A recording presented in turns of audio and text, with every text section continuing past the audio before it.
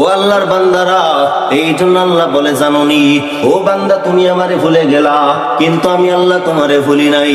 সর্বদাই আমি আল্লাহ তোমার প্রতি রহমতের নজর দিয়ে দেখলাম। তুমি হাত দ্বারা গুনাহ করলাম, আমি চাইলে হাত তোমার নষ্ট করে দিতে পারতাম না, নাই কথা বলি। ও বান্দা তুমি পা দিয়ে গুনাহ করলা, আমি আল্লাহ চাইলে পা নষ্ট করে দিতে পারতাম না, নাই। তুমি চোখ দিয়ে গুনাহ করলা, আমি আল্লাহ চাইলে অন্ধ বানায় দিতে পারতাম না, নাই। বলো না দুনিয়ার কোন ব্যক্তি আপনার সন্তান যদি কোনো অন্যায় করে আপনি মেজাজ গরম করিয়া সন্তানরে বকা দিন, সন্তানরে আঘাত করেন, মাঝে মাঝে বাবা মাও সন্তানরে জেলখানার মধ্যে রেখে আছে না নাই?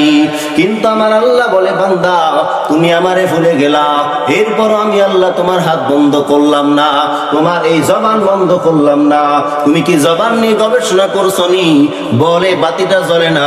এই বাতি জ্বলার সব থেকে বড় কারণ, বাতি জ্বলবে যদি কারেন্ট থাকে তাহলে বাতি জ্বলবে, কারেন্ট না থাকলে বাতি জ্বলবে না।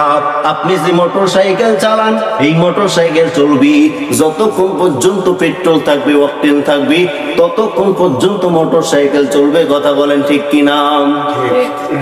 তাহলে বলেন না আব্বাজান, আপনার এই পা দিয়ে চলি, কখনো অকটেনের প্রয়োজন হয়, কখনো পেট্রোলের প্রয়োজন হয়, কখনো বলেন না কারণের প্রয়োজন হয়। আপনি এই জবান দ্বারা এত নিয়ত কথা বলেন জবানে কোনোদিন পেট্রোলের প্রয়োজন হয়নি? অথচ একবার চিন্তা করো, আজান দেওয়ার জন্য যে সাউন্ড সিস্টেম ব্যবহার করো, কারেন্ট থাকলে তোমার সাউন্ড সিস্টেমে আওয়াজ যাবে, আর কারেন্ট না থাকলে আওয়াজ যাবে না। এইরকম বান্দা যখন তোমার জবানের মধ্যে আল্লাহর জিকির থাকবে, মনে করো তোমার জবানটা পবিত্র থাকবে, কিন্তু কপালটা বড় খারাপ। আমরা পা দ্বারা গুনাহ করার কারণে পা নাপাক বানায় দিলাম, হাত দ্বারা গুনাহ করার কারণে হাত নাপাক বানায় দিলাম, চোখ দ্বারা অন্যায় করার কারণে চোখ নাপাক হয়ে গেল। এই অন্তর ফি কুলুবিহিম, এই অন্তরে খারাপ পরিকল্পনা করলাম। কার বিরুদ্ধে কথা বলা লাগবে? এমপির বিরুদ্ধে কথা বলা লাগবে, চেয়ারম্যানের বিরুদ্ধে কথা লাগবে। ওই ব্যক্তি সুখে আছে, ওই ব্যক্তির বিরুদ্ধে কথা বলা লাগবে। ওই ব্যক্তি যদি বিরোধিতা না করে ঘুম হয় না, আছে না নাই? যত প্রকারের মানুষকে নিয়ে হিংসা করবে, আল গীবাত আশাদ্দু মিনাজ জিনা, মানুষকে নিয়ে যত প্রকারের হিংসা গীবত হবে, অন্তর তোমার নাপাক হয়ে যাবে।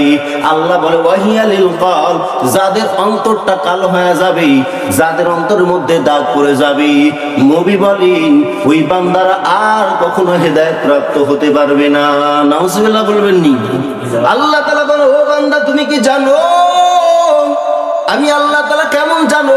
যখন বান্দার সামনে হেদায়েতের বাণীগুলো বলানো হয়, বান্দা বলে তো ওই বান্দার কান থেকেও কান শুনবে না, চোখ দ্বারা দেখবে কখনো চোখ বুঝবে না, পা দিয়ে হাঁটবে আল্লাহর কুদরতি পাওয়ার দেখবে বুঝবে না, বলে কান থেকেও শুনে না, চোখ থেকেও দেখে না। এরা উলাইকা কাল আনআম বাল হুম আযাল, চতুষ্পদ প্রাণীর থেকেও নিকৃষ্ট। নাউজুবিল্লাহ। কিন্তু বান্দা তুমি একবার চিন্তা করো, তোমার আল্লাহ ডাক দিল, তোমার উচিত ছিল আমার আল্লাহর সাথে মুলাকাত করা দরকার।